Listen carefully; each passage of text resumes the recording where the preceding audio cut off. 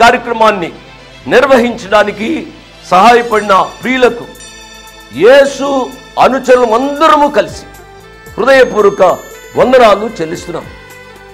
అమ్మా బాబు, మేము మీకు ఏమీ ఇవ్వలేము. మా పక్షంగా దేవుడే మిమ్మలను మీ కుటుంబాలను నిండారుగా దీవించును గాక. Praise the Lord. దేవుని నామానికి స్తోత్రం. ఎలా ఉన్నారు? బాగున్నారు కదా? ఈ వారం అంతా బాగా గడిచింటుందని, హాలిడేస్ నుంచి వచ్చి మీ లైఫ్లలో బిజీ అయి ఉంటుంటారు. మీ కొరకు మీరు ఎప్పుడు సంతోషంగా ఉండాలి, ఆరోగ్యంగా ఉండాలి అని యేసు అనుచరుల ప్రార్థనా బృందం మీ కొరకు ఎల్లప్పుడూ ప్రార్థిస్తుంది అనేది మీరు మరవకండి. గత వారము ఎక్కువగా హాలిడేస్ వచ్చాయి. మీరందరూ సంతోషంగా గడిపి ఉంటారు, అన్నీ మర్చిపోయి గడిపి ఉంటారు కదా. యవనస్తులైతే ఇంకా ఈ చదువుల నుంచి మాకు కొంచెం విశ్రాంతి దొరికింది. తల్లులు కానీ లేకపోతే పెద్దవారు కానీ ఇంట్లో పనుల నుంచి, లేకపోతే పొద్దునే లేచి పిల్లల్ని స్కూల్కి తయారు చేయాలి, టిఫిన్ పెట్టాలి అనే పనుల నుంచి కొంచెం మాకు విశ్రాంతి దొరికిందని హాలిడేస్లో సంతోషంగా అన్నీ మర్చిపోయి ఆనందంగా గడుపుతుండొచ్చు. మంచిదే, అలా గడపడం మంచిదే. నాకు కూడా హాలిడేస్ అంటే చాలా ఇష్టమే. కానీ హాలిడేస్ వచ్చినా ఏ సమయంలో అయినా దేవుడిని మాత్రం మనము మర్చిపోవద్దు కదా. దేవుడి యందు నమ్మకంగా, దేవుడి యందు విశ్వాసంగా, దేవుడికి అతి సన్నిహితంగా మనము జీవిస్తున్నామా లేదా అనేది ఒకసారి మనల్ని మనము ప్రశ్నించుకోవాలి. హాలిడేస్ వచ్చాయి కాబట్టి నేను ఎంజాయ్ చేయాలి, దేవుడి నుంచి దూరంగా ఉంటాను అంటే కుదరదు.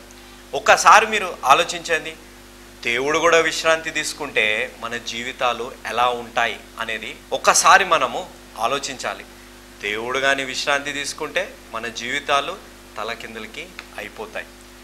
ఎప్పుడైనా, ఏ సమయంలో అయినా, ఎలాంటి పరిస్థితుల్లో అయినా దేవుడికి సన్నిహితంగా మనము జీవించాలి. ఎందుకనంటే ఎప్పుడైతే దేవుడికి సన్నిహితంగా మనము జీవిస్తామో సాతానుడు అంత దూరంగా మన నుంచి జీవిస్తాడు అనేది మనము మర్చిపోకూడదు. వాక్యంలోకి వెళ్ళే ముందు ప్రార్థన చేసుకుందాం. ఈ వారం అంతా ప్రత్యేకంగా యవనస్తుల రక్షణ కొరకై ప్రార్థిస్తూ వచ్చాం. దేవుడు మా ప్రార్థనని ఆలకించారు అని మేము నమ్ముచున్నాం. ఇప్పుడు కూడా నేను ప్రార్థిస్తుండగా యవనస్తులందరూ ప్రత్యేకంగా మోకరించి నాతో పాటు ప్రార్థనలో ఏకీభవించాలని నా మనవి. ప్రేమల మా తండ్రి, పరిశుద్ధమైన మా ప్రభువా, ఈ కొద్దిపాటి సమయాన్ని మాకు ఇచ్చినందుకు మీకు ఎంతో వందనాలు, కృతజ్ఞతలు చెల్లించుకుంటున్నాం. ప్రభువా, మీ యందు విశ్వాసంగా, మీ యందు నమ్మకంగా జీవించడం మేము మర్చిపోయినా కానీ ప్రభువా, ఎంత గొప్ప దేవుడు. మరొక ఉదయాన్ని మమ్మల్ని మీరు నిద్రలేపి ఇంకొక ఉదయాన్ని చూడగలిగే భాగ్యాన్ని మాకు మీరు కల్పించినందుకు మీకు ఎంతో వందనాలు, కృతజ్ఞతలు చెల్లించుకుంటున్నాం. ప్రభువా, ఆవిరైపోయే ఈ జీవితంలో ప్రభువా, మీ యందు నమ్మకంగా, మీ యందు విశ్వాసంగా జీవించి ప్రభువా, మీకు ఒక సాక్షిగా జీవించేలాగా మా అందరినీ మీరు నడిపించమని వేడుకున్నాం. ఏ కష్టాలు, ఏ బాధలున్నా తొలగించి మీ యందు నమ్మకంగా మమ్మల్ని మీరు నడిపించమని వేడుకుంటున్నాం. ప్రభువా, మీ లోకరక్షకుడైన దేవుడు, మహిమ కలిగిన దేవుడు, కృపా కలిగిన దేవుడు యందు నమ్మకం ఉంచి, అదేవిధంగా యేసు అనుచరుల ప్రార్థనా బృందం మీద నమ్మకం ఉంచి పంపించిన ఈ ప్రార్థన అవసరతల కొరకే ప్రత్యేకంగా మేము ప్రార్థిస్తున్నాం. ప్రతి ప్రార్థన అవసరతని మీరు తీర్చమని, వారి ప్రార్థనని ఆలకించమని, వారి విశ్వాసాన్ని మీరు బలపరచమని మేము వేడుకుంటున్నాం. వారిని మీరు దీవించి, ఆశీర్వదించి, కాచి కాపాడమని మేము వేడుకుంటున్నాం. ప్రభువా, ఈ వారం అంతా ప్రత్యేకంగా యవనస్తుల కొరకే ప్రార్థిస్తూ వస్తున్నాం. ప్రభువా, మిమ్మల్ని మర్చి పాపపు జీవితంలో జీవిస్తున్న వారిని మీరు రక్షించమని మేము వేడుకుంటున్నాం. ప్రభువా, అదేవిధంగా ఎన్ఆర్ ఆనంద్ కుమార్ గారు బెంగళూరు నుంచి ప్రేరేపింపబడి ఈ ప్రోగ్రామ్ని స్పాన్సర్ చేశారు. వారిని కూడా మీరు దీవించి ఆశీర్వదించమని వేడుకుంటున్నాం. వారు స్పాన్సర్ చేసిన ఈ ప్రోగ్రాం ద్వారా ఎన్నో కోట్లాది మంది ప్రజలు దేవుని వాక్యాన్ని విని ఆత్మీయంగా బలపడుతున్నందుకు కూడా మీకు ఎంతో వందనాలు, కృతజ్ఞతలు చెల్లించుకుంటున్నాం. ప్రభువా, ఈ వాక్యం నేను బోధిస్తుండగా నాతో కూడా మీరు మాట్లాడమని వేడుకుంటూ యేసు క్రీస్తు అతి పరిశుద్ధమైన నామం అడిగి వేడుకుంటున్నాం తండ్రి, ఆమేన్. ప్రార్థనలో నాతో పాటు ఆమేన్ అన్న ప్రతి బిడ్డని దేవుడు నిండారుగా దీవించునుగాక. ఈ వారం నా అంశం, ఆర్ వి ఫర్గెటింగ్ గాడ్? దేవుడిని మర్చిపోతున్నామా అనేది నా అంశం. దాన్ని ఒక వాక్యంతోని బలపరుచుదాం.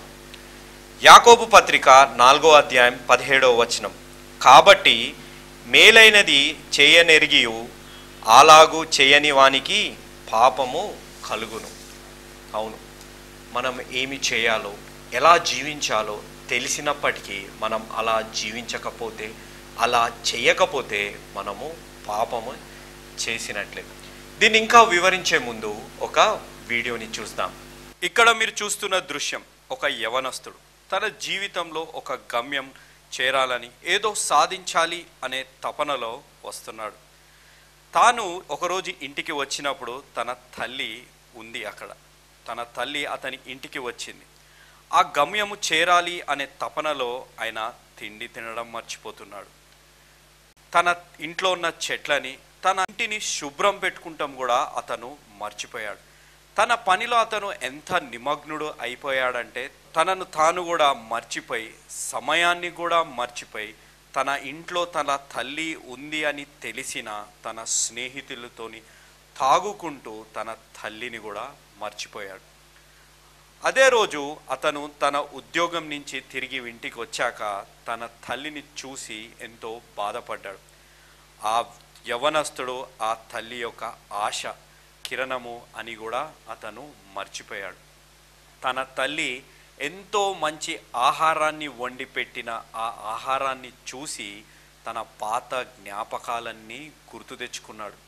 నా తల్లి నన్ను ఎంతగా ప్రేమిస్తుందో కూడా నేను మర్చిపోయాను. నాకు దెబ్బ తగిలితే నా తల్లికి తగిలినట్టే తను భావించేది అని ఆలోచించాడు. మీరు ఇక్కడ చూస్తున్న దృశ్యం, తను తినటం కూడా మర్చిపోయిన పరిస్థితిలో ఏ విధంగా తను ఆహారం తింటున్నాడో మీరు గమనించండి. తన తల్లి ఒకరోజు అతనితో అన్నది, నేను తిరిగి మన ఊరికి వెళ్తాను, నిన్ను నువ్వు బాగా చూసుకో అని చెప్పింది. చెప్పినప్పుడు అతను పశ్చాత్తాపడ్డాడు. నేను నా గమ్యము చేరాలి అనే తపనలో నేను అన్నీ మర్చిపోయాను, నా తల్లిని కూడా మర్చిపోయాను, కానీ ఇప్పుడు నా తల్లిని నేను మర్చిపోను అని ఆయన పశ్చాత్తాపడి తిరిగి తన తల్లి దగ్గరికి వచ్చాడు. ఈ యవనస్తుడి జీవితంలో అన్నీ మర్చిపోవటంతో పాటు తాను దేవుని కూడా మర్చిపోయాడు. కానీ తాను పశ్చాత్తాపడ్డాక తాను ఏమి మర్చిపోయి జీవిస్తున్నానో, ఏ దేవుణ్ణి మర్చిపోయి జీవిస్తున్నానో, ఏ తల్లిని మర్చిపోయి జీవిస్తున్నానో తెలుసుకొని తిరిగి మంచి జీవితం జీవించడం ప్రారంభించాడు. దేవుని నామానికి స్తోత్రం. వీడియోని చూశారు కదా. ఈ వీడియోలో నా ముఖ్య అంశం, ఆర్ వి ఫర్గెటింగ్ గాడ్? దేవుణ్ణి మనము మర్చిపోతున్నామా? అవునా కాదా అనేది మీరే నిర్ణయించుకోవాలి. కానీ చాలా మటుకు ఈ కాలంలో, ఈ జనరేషన్లో ఉన్న యవనస్తులు దేవుణ్ణి మర్చిపోయి జీవిస్తున్నారు. ఆ వీడియోలో ఒక యవనస్తుడు తన గమ్యం, తన లైఫ్లో ఒక గోల్ చేరాలి అని, ఆ లైఫ్ని ఎంజాయ్ చేయాలని తన జీవితంలో ఉన్నవన్నిటినీ తాను మర్చిపోతున్నాడు. Abraham Lincoln, the great US president, ఒక మాట అన్నాడు, మనం ఎంతకాలం జీవించాము అనేది ముఖ్యం కాదు, ఆ జీవించిన కాలం అంతట్లో జీవం ఉందా లేదా అనేది ప్రాముఖ్యం. అలాంటి జీవితాన్ని మనము జీవిస్తున్నామా లేదా అనేది మనల్ని మనం ప్రశ్నించుకోవాలి. ఆ గమ్యము చేరాలని, డబ్బు సంపాదించాలని, ఒక మంచి జీవితాన్ని జీవించాలని, ఒక లగ్జరీ లైఫ్ నేను లీడ్ చేయాలని ఆ వీడియోలో యవనస్తుడు తన తింటము కానీ, తన గృహాన్ని కానీ, తన ఇంటికి వచ్చే సమయం కూడా అన్నీ మర్చిపోయి తాను జీవిస్తున్నాడు. ఆ దృశ్యంలో మీరు గమనించినట్టయితే తాను ఇల్లు ఎలా ఉందో మీరు చూసారా? తన ఇంట్లో ఉన్న చెట్లు ఎలా ఉన్నాయో చూసారా? అలాంటి జీవితాన్ని ఆ యవనస్తుడు జీవిస్తున్నాడు. అంటే ఆ యవనస్తుడి జీవితంలో దేవుడు లేడు.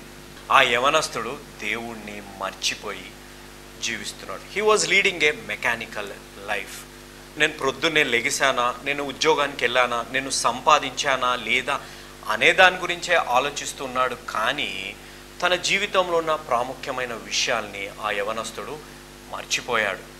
తన దగ్గర అన్నీ ఉన్నాయి కదా, తన దగ్గర ఇల్లు ఉంది, తన దగ్గర ఒక మంచి ఉద్యోగం ఉంది, తనకు మంచి సంపాదిస్తున్నాడు. తాను ప్రేమించకపోయినా తనను ప్రేమించే ఒక తల్లి అతని దగ్గర ఉంది కదా. ఆ తల్లి ఎప్పుడైతే అతనిని చూస్తానికి వచ్చిందో, తన తల్లి తన కోసం వచ్చింది అనేది కూడా మర్చిపోయి తన జీవితంలో నిమగ్నుడై జీవిస్తూ ఉన్నాడు. His forgot the presence of his mother. తాను తల్లి తన ఇంట్లో ఉంది, తన కొరకు వేచి చూస్తుంది అనేది కూడా ఆ యవనస్తుడు మర్చిపోయాడు. అన్నీ ఉన్నప్పటికీ తన జీవితంలో ప్రాముఖ్యమైనది అతను మర్చిపోతున్నాడు. మన జీవితాలలో కూడా మనం అలానే జీవిస్తున్నాం కదా.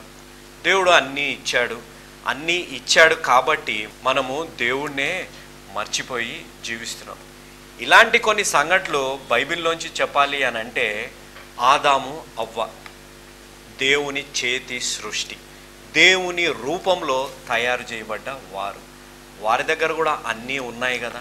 అయినా అన్నీ ఇచ్చిన దేవుణ్ణి వారు మర్చిపోయారు కదా. వారు అన్నీ ఉన్నప్పటికీ ఏదైతే వారికి వద్దు, వారికి మంచిది కాదు అని దేవుడు అన్నారో దాని కొరకే తాపత్రయ పడ్డారు. అంటే వారు అన్నీ ఉన్నప్పటికీ దేవుడిని వారు మర్చిపోయారు. అదేవిధంగా ఇశ్రాయేల్ దేశస్తులు కూడా అంతే కదా. దేవుడు వారికి స్వేచ్ఛనిచ్చారు. స్వేచ్ఛనిచ్చినప్పటికీ వారు ఏం చేశారు? ఎప్పుడైతే వారు పాలు తేనె ప్రవహించే దేశానికి దేవుడు తీసుకెళ్తాడు అని తెలిసినప్పటికీ వారు ఎలా జీవించారు? దేవుణ్ణి మర్చిపోయే విధంగా వారు జీవించారు. మమ్మల్ని ఎందుకు ఈ దేశానికి తెస్తున్నారు, మమ్మల్ని ఇక్కడనే మరణించడానికి తీసుకొస్తున్నారా అనే విధంగా వారు జీవించారు. ఎంత అద్భుత కార్యాలు చేసి దేవుణ్ణి వారిని కాపాడారో అనేది వారు మర్చిపోయారు కదా. అలాంటి జీవితాన్ని మనం కూడా జీవిస్తున్నామా? మనం ఒకటి గుర్తుపెట్టుకోవాలి, సాతానుడు పని ఏంటిదంటే ఏదైతే దేవుడు మనకి ఇస్తాడో అది మర్చిపోయేలాగా చేయడమే సాతానుడు పని. అదే ఆదాము అవ్వ కూడా చేశారు. దేవుడు ఏదైనా తోట మొత్తం వారికి ఇచ్చినప్పటికీ, దేవుడు సన్నిధి వారి చుట్టూ ఉన్నప్పటికీ, దేవుడు చూస్తున్నాడు, దేవుడు మాట్లాడుతున్నాడు వారితోని అని తెలిసినప్పటికీ వారు అవన్నీ మర్చిపోయారు కదా. దేవుణ్ణి మర్చిపోయి సాతానుడికి లొంగిపోయారు. సాతానుడు అదే పని చేశాడు కదా. ఇవన్నీ ఒక ఎత్తు, ఆ పండు ఒక ఎత్తు అనే విధంగా వారిని శోధించి వారిని ఆ పండు తినేటట్టు చేశాడు కదా. ఆ వీడియోలో కూడా అంతే కదా. అన్నీ ఉన్నప్పటికీ ఇవన్నీ కాదు, నువ్వు ఇంకా సంపాదించాలి, నువ్వు ఇంకా ఎక్కువ ఆనందంగా జీవించాలా, స్వార్థంతో జీవించాలా, నువ్వు తృప్తిపరచుకునే విధంగా నువ్వు జీవించాలనే విధంగా ఆ యవనస్తుడు జీవించాడు కదా. తన తల్లిని కూడా మర్చిపోయే విధంగా ఆ యవనస్తుడు జీవిస్తున్నాడు కదా. మనం ఎలాంటి జీవితాన్ని జీవిస్తున్నాము అనేది మనల్ని మనం ఒకసారి ప్రశ్నించుకోవాలి. నేను మొన్న ఒక దగ్గర చదువుతున్నాను, సాధారణులు అందరూ కలిసి ఒక మీటింగ్ పెట్టారంట.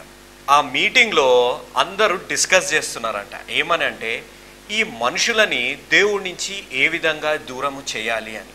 ఒక్కొక్కరు ఒక్కొక్క కారణం తీసుకొచ్చారంట. కానీ చివరికి ఒక సాతాను శక్తి ఒకటి అన్నదంట. ఏమని అంటే, ఈ మనుషులని దేవుడి నుంచి దూరము చేయాలి అని అంటే ఒకటే మార్గం, వారి లైఫ్లో వారిని బిజీ చేసేయాలి. అంటే వారు ఎక్కువ కష్టపడేటట్టు, వారికి ఒక గమ్యం చూపెట్టి, వారి 24 గంటల్లో 12 గంటలు చదువుకునేటట్టు, లేకపోతే 12 గంటలు వారు బిజీ లైఫ్లో ఉండేటట్టు, భార్య భర్తలు పిల్లలు అనే ఒక కుటుంబ అనుబంధం లేకుండా చేసేటట్టు మనము చేస్తే వారు దేవుడి నుంచి దూరంగా ఉంటారు. వారిని వారు మర్చిపోయేటట్టు మనము చేయగలిగితే వారు దేవుడి నుంచి దూరంగా ఉంటారు, దేవుణ్ణి మర్చిపోతారు. వారికి కానీ అనారోగ్య పరిస్థితులు, వారికి కానీ వైవాహిక జీవితంలో కష్టాలు కల్పిస్తే ఆ కష్టాలని తీర్చుకుంటంలో బిజీ అయిపోయి దేవుణ్ణి వారు మర్చిపోతారు అని అన్నారంట. అవును, మన జీవితాల్లో కూడా అలానే ఉంది కదా. మనము డబ్బు సంపాదించాలి, ఒక గమ్యానికి మనం చేరుకోవాలి, లగ్జరీ లైఫ్ లీడ్ చేయాలి, మంచి మంచి బట్టలు వేసుకోవాలి అనే విధంగానే మనము జీవిస్తున్నాము. కానీ ఆ జీవితంలో జీవం ఉందా లేదా, జీవించే జీవితంలో దేవుడు ఉన్నారా లేదా అనేది మనల్ని మనం ప్రశ్నించుకుంటున్నామా? మనల్ని మనం ప్రశ్నించుకోవాలి. మనల్ని మనం ఒక ఆత్మ విమర్శన మనము చేసుకోవాలి. మన జీవితాల్లో దేవుడు ఉన్నారా లేదా? మన బిజీ లైఫ్లో డబ్బు సంపాదించాలి, కష్టాలు తీరిపోవాలనే బిజీ లైఫ్లో దేవుణ్ణి మనం మర్చిపోతున్నామా అనేది మనల్ని మనం ప్రశ్నించుకోవాలి. దేవుని కృప మన జీవితాల్లో ఉంది కదా. దేవుని కృప మన జీవితాల్లో ఉంది కాబట్టి ఎన్ని కష్టాలు ఎన్ని బాధలు వచ్చినా దేవుడు మనల్ని కాపాడుతూనే ఉన్నారు కదా. కానీ మానవులుగా మనం ఏం చేస్తున్నాం? దేవుని యందు ప్రార్థించడం మర్చిపోతున్నాం, దేవుని యందు విశ్వాసంగా ఉండడం మనము మర్చిపోతున్నాం కదా. ఆయన యందు నమ్మకంగా విశ్వాసంగా జీవించకుండా మనము దేవుణ్ణే మర్చిపోయి మనము జీవిస్తున్నాం కదా. దేవుడు మనల్ని మర్చిపోతున్నారా? లేదు కదా. దేవుడు ప్రతి ఉదయము మనల్ని నిద్రలేపడం మర్చిపోవట్లేదు కదా. ఈరోజు మనం సజీవులుగా ఉన్నాము, ఈరోజు మనము నిద్ర లేచాము అనంటే ఎవరి కృప? దేవుని కృపనే కదా. అవన్నీ ఎందుకు మర్చిపోతున్నాం? విలాప వాక్యము 3వ అధ్యాయం 23వ వచనం. Great is his faithfulness, his mercies begin afresh each morning. దేవుడు ఎంతైనా నమ్మదగిన వాడు కదా. ప్రతి ఉదయము ఆయన కృప నూతనంగా మనల్ని పలకరిస్తుంది కదా. అయినప్పటికీ ఆయన కృపని మనము మర్చిపోయి జీవిస్తున్నాం. మనల్ని మనము ఒకసారి ప్రశ్నించుకోవాలి. బైబిల్లో దేవుని బిడ్డలు తప్పులు చేసేటప్పుడు దేవుణ్ణి వారు మర్చిపోయారు. అందుకే కదా ఆ రీతిలో తప్పులు చేశారు. మన జీవితాల్లో మనము ఎలా జీవిస్తున్నాం? దేవుని కృపని మన జీవితాల్లో మనము మర్చిపోతున్నామా అనేది మనల్ని మనము ప్రశ్నించుకోవాలి. బైబిల్లో దీని గురించి వివరించాలి అని అంటే యోనా గారు గుర్తొచ్చారు. ఒక అద్భుతమైన రీతిలో యోనా గారిని దేవుడు కాపాడారు. ఆ కాపాడే ముందు యోనా గారు దేవుణ్ణి ఏమని అడిగారు? యోనా గ్రంథం 2వ అధ్యాయం 9వ వచనం. కృతజ్ఞతాస్తుతులు చెల్లించి నేను నీకు బలులు నర్పింతును, నేను మ్రొక్కుకొనిన మ్రొక్కుబళ్లను చెల్లింపక మానను, యెహోవా యొద్దనే రక్షణ దొరుకునని ప్రార్థించాను. అంటే ఆ చాప కడుపులో ఉన్నప్పుడు యోనా గారు చేసిన ప్రార్థన. తర్వాత దేవుడు వారిని ఒక అద్భుతమైన రీతిలో దేవుడు యోనా గారిని కాపాడాక యోనా గారు ఏమంటున్నారు? అదే యోనా గ్రంథం 4వ అధ్యాయం 3వ వచనం. నేనిక బ్రతుకుట కంటే చచ్చుట మేలు, యెహోవా నన్నిక బ్రతకనీయక చంపుమని యెహోవాకు మనవి చేశాను. అంటే అద్భుత రీతిలో ఎవ్వరు కని విని ఎరగని రీతిలో దేవుని కృపచేత యోనా గారిని కాపాడితే యోనా గారు అది మర్చిపోయారే. ఎక్కడైతే యోనా గారు మొర్ర పెట్టుకున్నారో, మోకాళ్ళ ప్రార్థన చేసి నా రక్షకుడు దేవుడే అని మొర్ర పెట్టుకున్నప్పటికీ యోనా గారు నన్ను మీరు చంపేయండి అని అడుగుతున్నాడు. అంటే దేవుని కృపని యోనా గారు మర్చిపోయారు. మీరు ఆలోచించాలా, దేవుడు అక్కడ పగ తీర్చుకుంటున్నారా? లేదు కదా. ఎప్పుడైతే దేవుని తీర్పు మన జీవితాల్లో ఉంటుందో దేవుడు మనల్ని సరిదిద్దుతున్నట్టే. అది దేవుని పగ కాదు. యోనా గారిని కూడా దేవుడు సరిదిద్దారు కదా. దేవుడు అనుకుంటే పగ తీర్చుకోవచ్చు కదా, కానీ దేవుడు పగ తీర్చుకోలేదే. ఎప్పుడైతే యోనా గారు దేవుని గురించి ఆ నినెవే పట్టణంలో చెప్పారో దేవుడు ఆ నినెవే పట్టణాన్ని కూడా క్షమించారు కదా. అంటే దేవుడు అనుకుంటే పగ తీర్చుకోవచ్చు కదా. కానీ మన దేవుడు ఎవరు? మన దేవుడు ఎవరు అని అంటే అదే యోనా గ్రంథం 4వ అధ్యాయం 2వ వచనం. Didn't I say before I left home that you would do this Lord, that is why I ran away from Tarshish.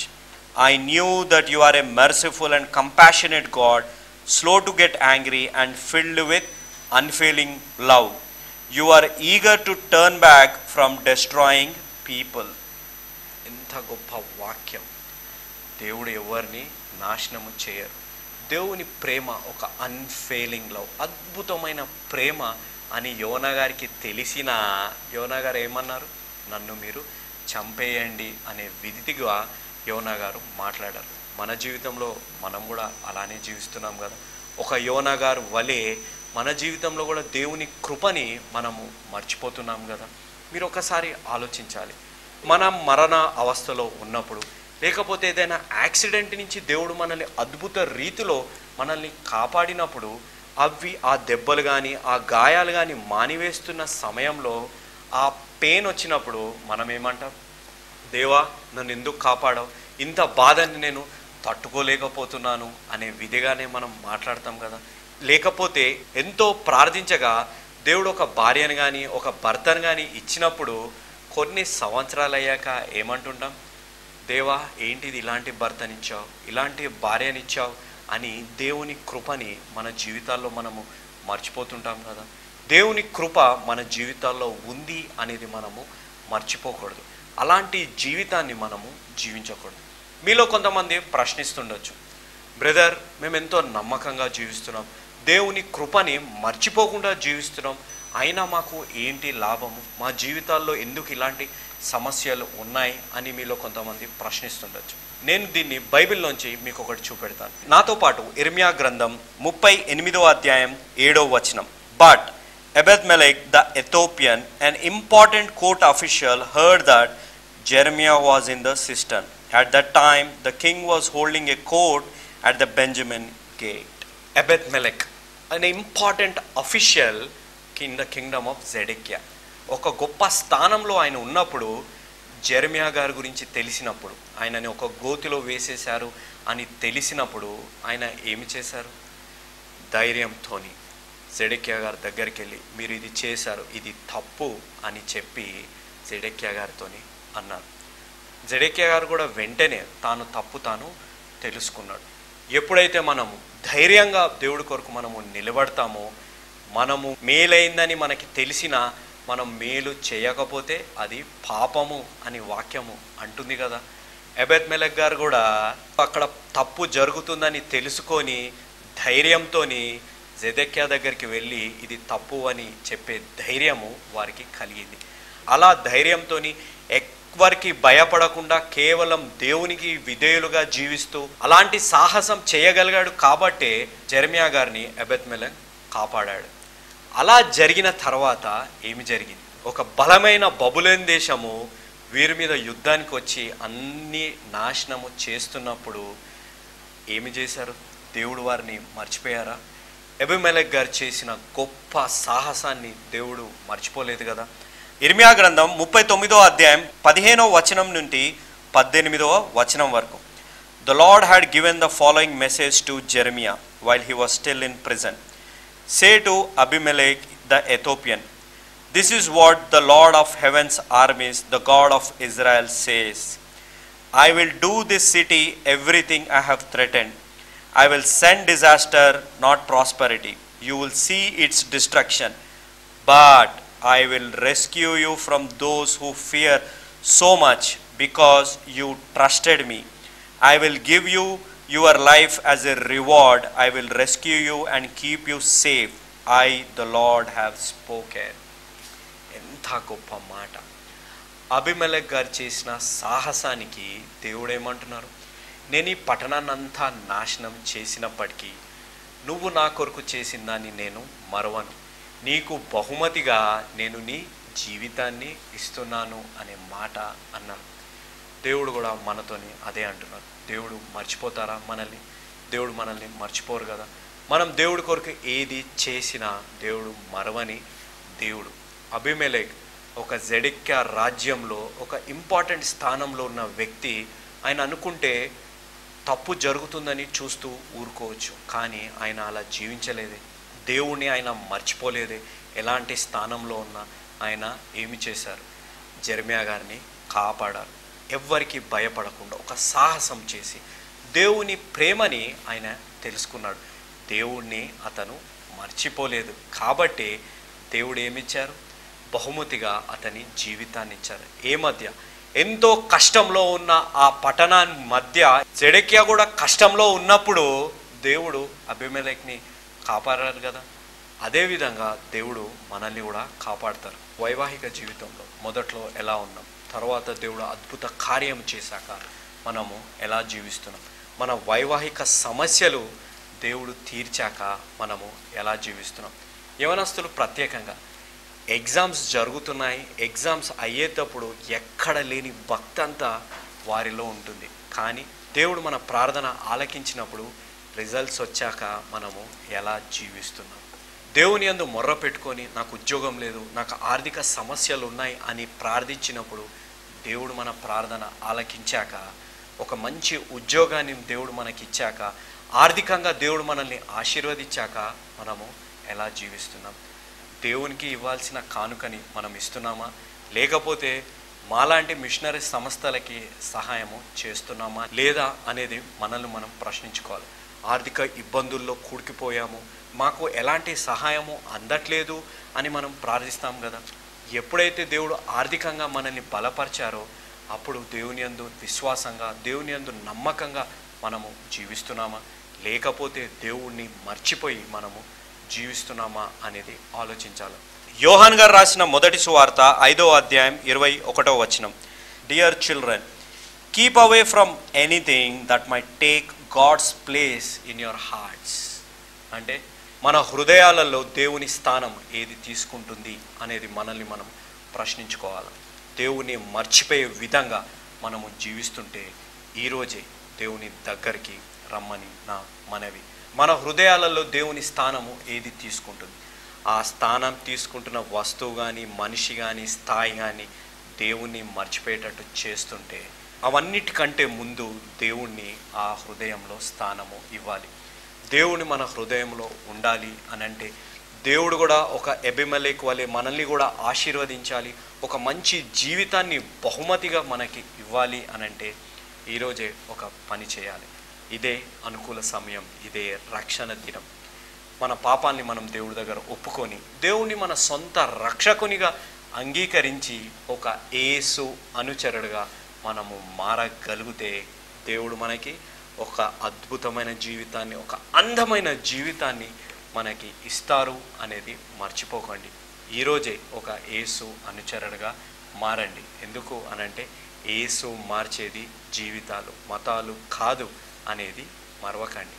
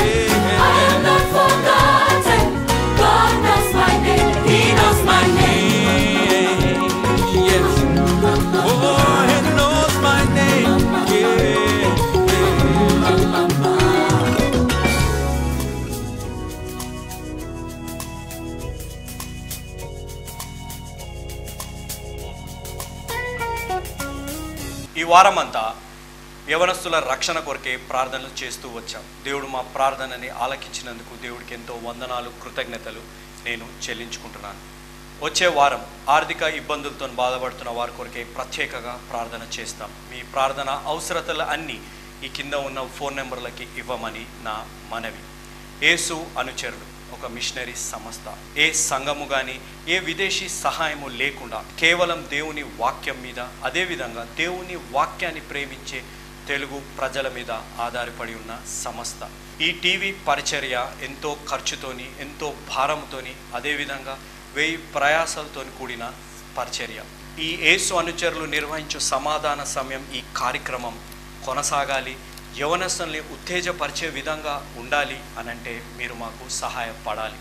మీరు మాకు సహాయపడమని నా మనవి. ఇంతవరకు వాక్యాన్ని విన్న ప్రతి బిడ్డని దేవుడు నిండారుగా దీవించునుగాక. ఆమేన్.